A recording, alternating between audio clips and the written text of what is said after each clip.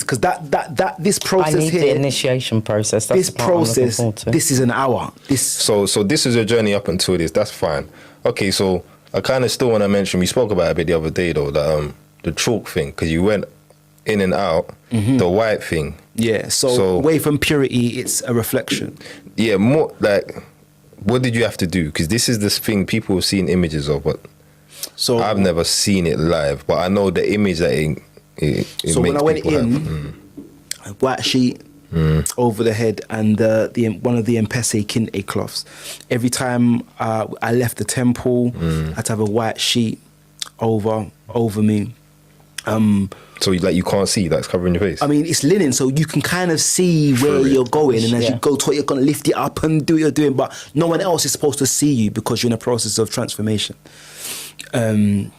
But yeah, the wearing of white and the cleansing, and we spoke about this a bit in your episode around kind of the white being the absence of color and the ability to kind of absorb. No, white is the reflection. Yeah, deflection. Black absorbs. So there's the linen and there's the linen and there's stuff as well. Powder. You said something about white talc. Yeah, white talc. So you covered your whole body in this. So no, it was my arms, my chest, put it back on my. It was on the front of my head, and then like, a bit on my leg. Now that was when I was going to the different priest palaces. When we actually got to the king or the chief, Naba Sage is the patron of the Mpese family, but he's not just the patron of the Mpese family. He's the patron of most of the tribes that inhabit Accra. So I think there's about 4 families that inhabit Accra, and he's kind of the patron of all of them. We was given chalk, and we was told to put all over our bodies. Chalk. I've got pictures of that as well, but literally all over. Face was completely covered. And what's the purpose of that? So, purification. But I think purification and protection, but the protection aspect, I would say, because I wasn't told. I was told this is a purification, but I wasn't given anything more than purification. So that was my research, and kind of what resonates with me is that it's not just about the purification. There is a protection aspect of it as well, because when you're going through the initiation process, you're vulnerable. I mean, I had to fast, I think 4 days before, and then every 6 hours in that 3 hours, they gave us something very small to eat. It was every 6, it might have been less, it might have been more than that actually, because I do remember thinking to myself that parts of, and you've done fasting, you get to a point where if you're spiritually inclined, you will have experiences, whether that be for your dreams or maybe you'll get certain insights. I mean, I know not every time I fast, but when I intentionally fast, when I intentionally fast for that reason, I'll get insights or I'll get a clarity. I haven't experienced none of that stuff. Haven't you?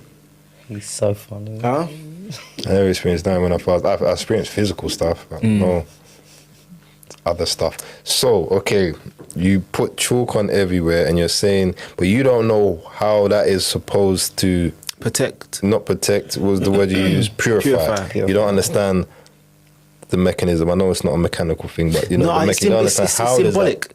How does it symbolically purify you?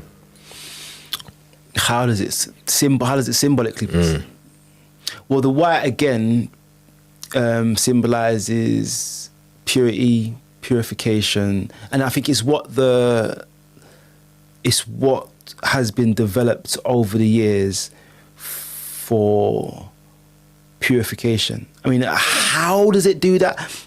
Me putting white powder on me doesn't physically change me unless I understand or appreciate that it symbolizes the process of... I'm with you. When I say mechanism, I mean, how does that symbol work? Remember we spoke about pouring libation, right? And the symbolism is a symbol of how you honor a thing or a concept or an idea or a person or something like that, because it symbolizes watering a seed to help something grow. That's how the symbol functions. That's the mechanism of that symbol.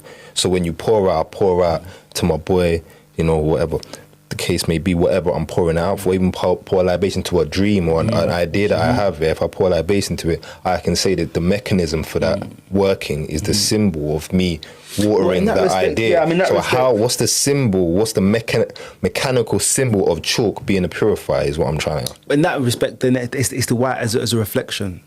It reflects. So that is the that symbolizes not protection. purifier though. That's protection. I get it as a protector in that sense, because that's how they use salt and that's how they use other things in other type of, you know, seances. And this is the principle behind using white. It deflects and it projects and sends away. It doesn't allow things in. But how does it purify?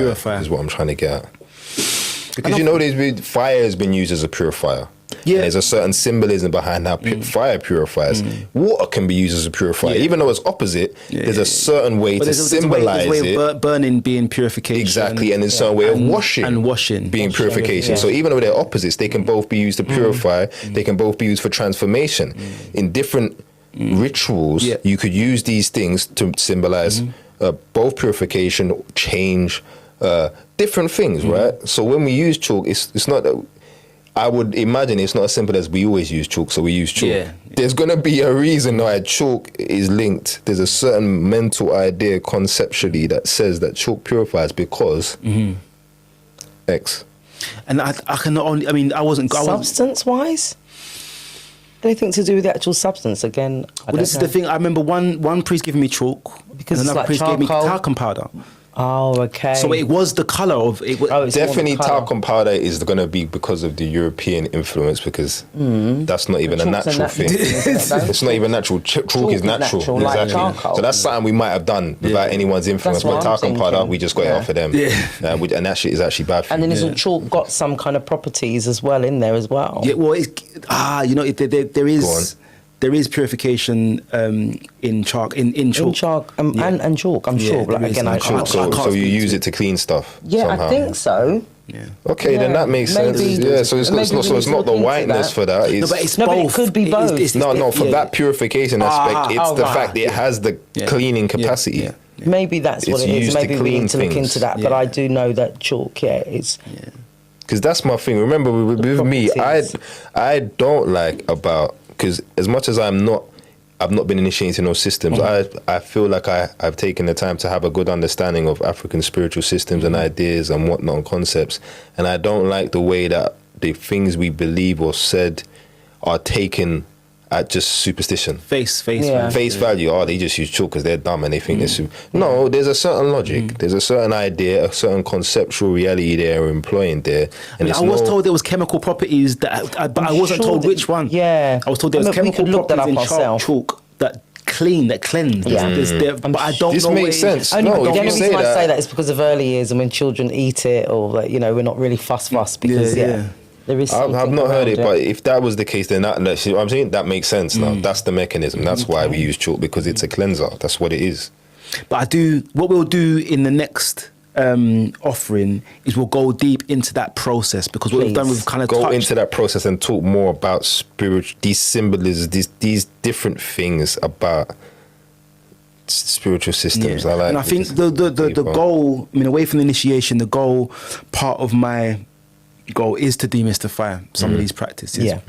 But again, at this part of my initiation, I'm in submission mode. So there's questions that I ask, but I haven't I guess delved deeper into the use of chalk specifically. We're sharing it in real time. Yeah, I mean, even what will feature in our next part will be the idea of blood sacrifice and the use of it, the benefits of it, why we started to do it, because these are things that because of the Rasta background, it didn't sit well with me. The first time I saw a goat killed as a child, I was thinking, why not killed, but used as a ritual? Sacrifice. I didn't understand what it was, and I think we can delve into that more deeply in the next episode. Okay. All right, say no more.